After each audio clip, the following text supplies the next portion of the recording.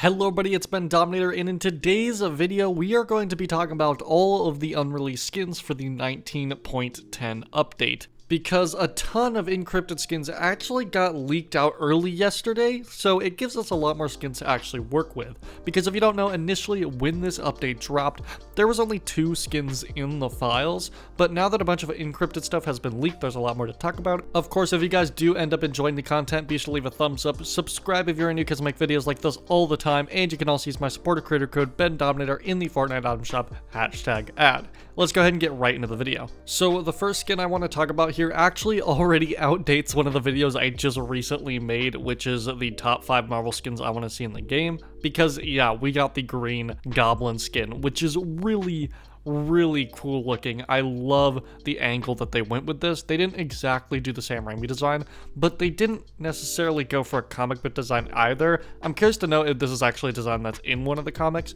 but this does definitely seem like a mix of the live action and comic book versions. I love the addition of the purple in the color scheme. It is definitely a lot more reminiscent of the comic book color scheme. You don't really see that in the movie versions, so I do definitely think that is cool. Plus the nice little hat is awesome as well. The skin honestly looks better than I could have ever imagined it. It looks really good. And I'm honestly also just really excited to see his glider in game because I think that's going to be awesome as well. Overall, they did Green Goblin really well. Again, one of the top 5 Marvel skins I wanted in the game, and now he's here. So that is really cool. And that's not even the only Marvel skin in this update, because we also have 2 new Hawkeye skins. First up, we have Clint Barton, which, if I'm being honest, I'm not actually a huge fan of this design. And no, I don't really have a problem with the face model like a lot of other people seem to. It's mostly just the outfit. It just seems really bland. And I know it's based off the brand new show, but I'm just not a huge fan of it. I feel like Hawkeye has a lot of really cool designs from the comics, and they just never really seem to use any of them. But it's also not like Hawkeye was a character that I really wanted in the game, so I'm not really disappointed by this. I just feel like there could have been a better design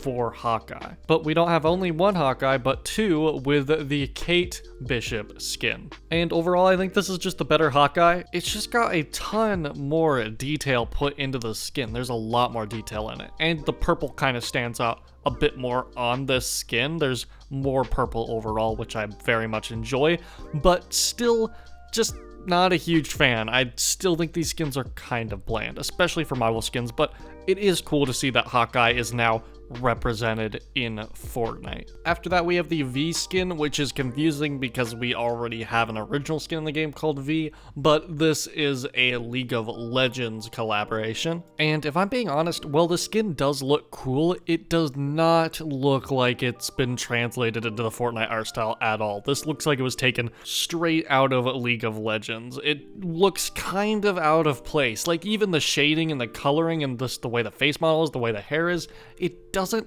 really look like Fortnite, and that's not necessarily a problem, it just kind of weirds me out a little bit. But overall, it's honestly pretty cool. I like the striped gray pants. I like the red jacket. I really like the armbands. I think that's really cool. The boots are really neat, and overall, there's just a lot of cool detail in the skin. It just kind of feels out of place to me. I don't know why. It just doesn't really look like they translated this character into the Fortnite art style. It looks like they took it straight from the game and put it in here, which again, it's not really necessarily a problem, it's just kind of weird. But yeah, overall, pretty cool skin. I do enjoy the design quite a bit. And next up, we have next month's crew pack skin, which is the Aftermath skin. And yet again, to me, it's just kind of underwhelming. I made a whole video on the crew and how I think that some of the skins just aren't very good, and I think this continues the trend of, well, it's not bad, it's just not really as good as it could be. Like, you can see the design concept there. It's got a really cool concept at face value, but there's just not really a lot of detail to it. It feels, or rather just looks kind of cheaper. It just doesn't really have the production value that you would come to expect, especially from a Fortnite subscription service. And I wouldn't really mind this if this was just a skin being sold for 800 V-Bucks in the item shop, but I honestly just expect better from the crew. But I guess at this point, I really shouldn't, especially given my opinion on the majority of the crew pack skins. And well, even without the skin, I think the crew pack is definitely worth it. I still would really like to see some better crew skins, especially when they give us skins that have the potential to be really, really cool. Like, again, this isn't really a terrible skin. It's not even that bad. It's just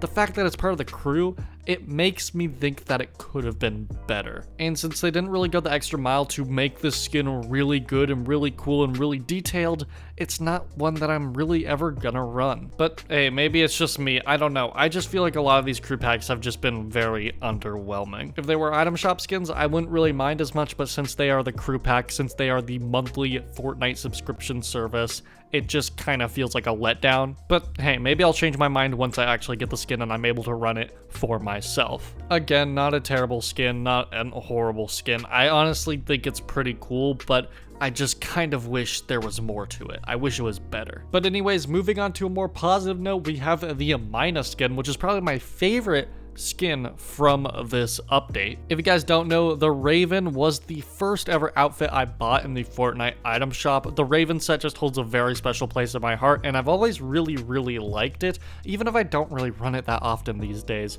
which I probably should. So any skin that's even related to the Raven set or the Nevermore set is really cool to me, but this one honestly might take the cake for my favorite Raven related cosmetic. It just looks really cool. Probably the cleanest looking Raven skin, while maintaining a lot of great detail as well. So while I haven't really been running cosmetics from the Nevermore set lately, I think that this skin is going to reignite my love for the Raven cosmetics, because it is a really good one. And last but not least, we have the Stashed skin, which honestly, not really a fan of at all. I don't think it's really interesting. Black and white color scheme is kind of meh for me. I really don't have much to say on it. I just kind of think it's boring. But anyway, guys, that's about gonna do it for this video. What do you guys think about all my opinions on the skins? What do you guys think about the skins in this update? And which skin are you most excited to see in the item shop? And speaking of the item shop, you can always use my supporter creator code Bendominator #ad when buying any of these brand new cosmetics. Be sure to like the video if you enjoyed it, subscribe if you're new because I make videos like this all the time, and I will see you guys in the next video. Have a great rest of your day, and goodbye.